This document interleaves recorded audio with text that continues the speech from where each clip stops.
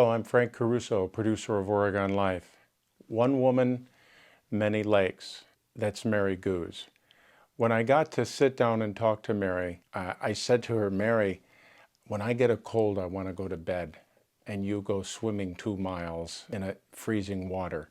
And she just says she does it. She's doing it for the women that are behind her, or she's doing it for her granddaughters. She's doing it for her daughter. She's a brave, fearless woman, and it was a pleasure to talk with her. And then comes along Blake Nikolai, who is a friend of the family and who's going to run and swim and bicycle the Ironman in Madison to raise money for research and awareness. I hope you enjoy this episode. Please donate. It's money that goes to research and will save lives. Thank you.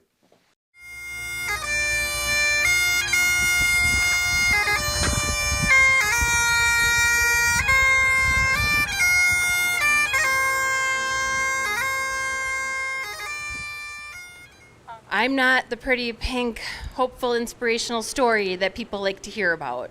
Nobody likes to talk about us. But we exist. This is our reality. You know, there are treatments. I'm on chemo number 9, and at some point, each one of them is going to stop working. It doesn't matter how hard I fight. I'm not going to win.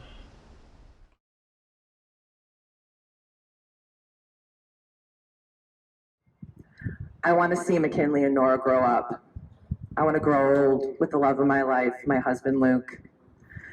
I want to see beyond the next 2 years. I want a chance to live. And I want that for every person that's diagnosed with metastatic breast cancer.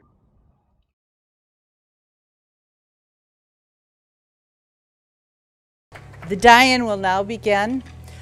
I will count to 110. When you hear your number, lie down. And silence is important. Again, thank you for supporting us here.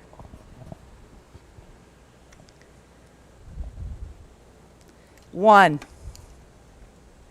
2, 3, 4, 5, 6, 7, 8, 9, 10.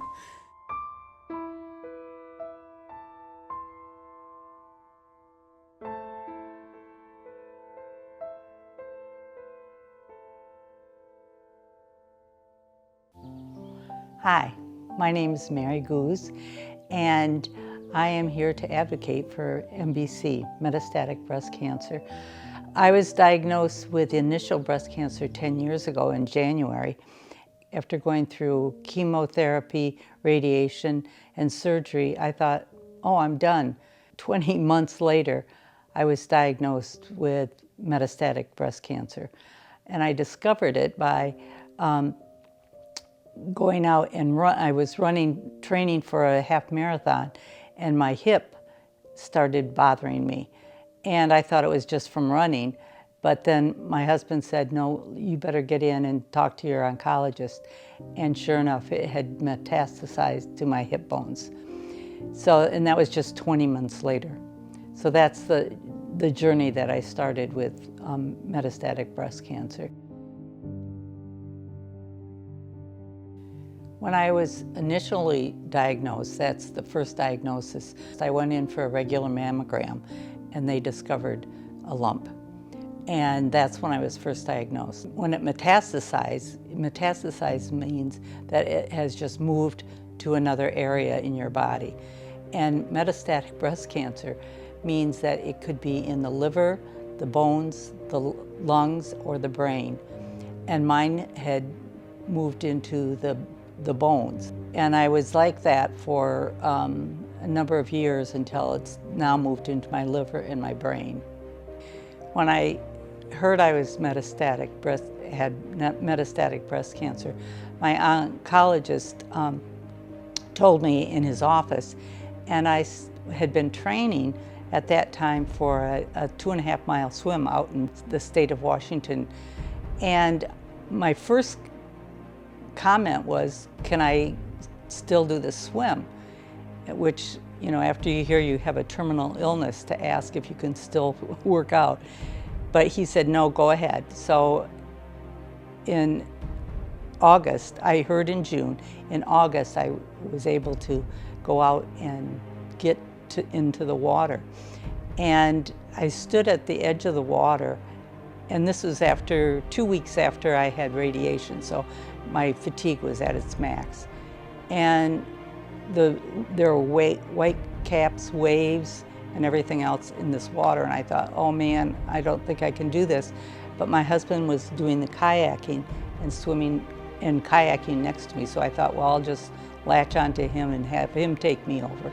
But I could swim. I did swim the entire 2.5 miles, got off on the other side and went, wow, I did it. I can conquer this, and I can conquer cancer.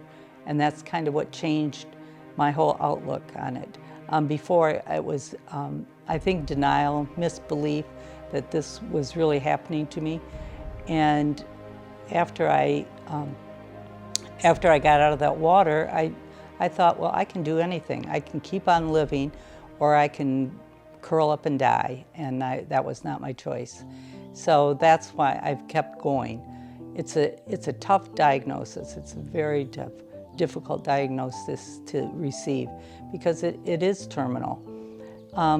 But I feel that you have to just get up every day and think of something good that will happen, because otherwise, I mean, I feel like I have to direct my life right now, and right now it's on a positive route. So there was a moment in time when I asked my doctor a simple question about did he have somebody who lived a long time with this disease, and how long was the longest that they lived?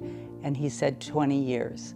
And I said, I'll beat that by 1. I'll make it 21. And that has been, and I wrote a blog about it, 7,777 plus days, which equals about 21 years from my diagnosis. And I was writing every day and then kind of gave it up for a bit, but I just felt that 21 years. And then I just saw him last week, and I said, you know, I've been around here another 10 years, and I said, who knows, I may make it to 11 more years. And he said it wouldn't surprise him. So I started swimming after I got out of that Lake Washington in Seattle. And I got out thinking, man, maybe I can do something about getting the word out about metastatic breast cancer. I didn't know anything about metastatic breast cancer before I got it. And maybe there are other people like me out there. So I decided to, my husband and I started talking. We thought, how can we get the word out? And maybe if swimming would get people's attention. You know, I was a teacher, and I know you need a hook to get kids interested in things. And so this was hopefully my hook that would get people paying attention to MBC. So we stewed on it for that first year, and when in March came around, that was 7 years ago, I guess. March came around, and we decided, we were in Tucson, Arizona, we decided to go down to Lake Patagonia and do a swim there. It was 84 degrees outside, 54 in the water. So, but I had a wetsuit on, and I got in, swam for about 2 miles, got out, and no one was on the beach, but there was one man there, and he said, "What are you doing in the water? It's cold." And I said, so I went into my little spiel about metastatic breast cancer. He listened, and he said, "Well, I'll make a donation." And I was just taken aback. And so, you know, thanked him profusely, and that's how it started. So I felt it was important to get this message out, not just for me, but for other women. And I have a daughter and 2 granddaughters that it's important for them to stay cancer-free. And I felt that the research money that we were raising would help them and other women. So that's been my go-to phrase is research is our best hope.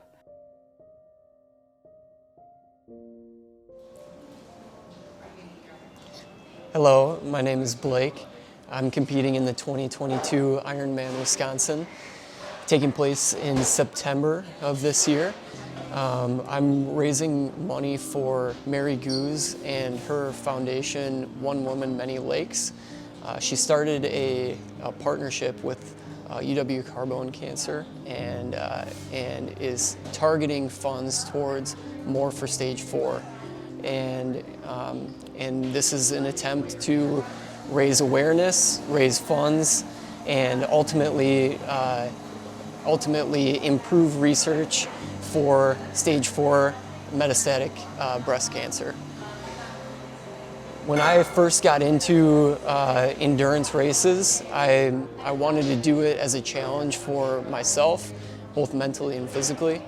But recently, when I signed up for Ironman Wisconsin, I decided that I wanted to make a bigger impact than just personal goals. I wanted to take it further and have a larger impact with a foundation that is close to my heart and close to our family's heart with Mary Gooze and her foundation.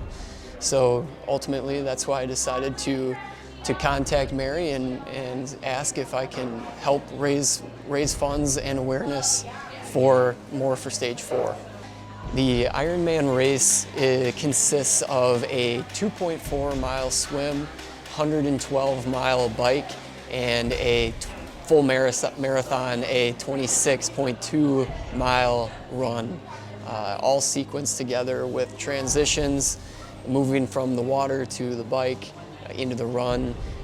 There's a lot of transition with gear and physically to gear yourself up for the next event. So it's a long endurance race that challenges people in training and during the race.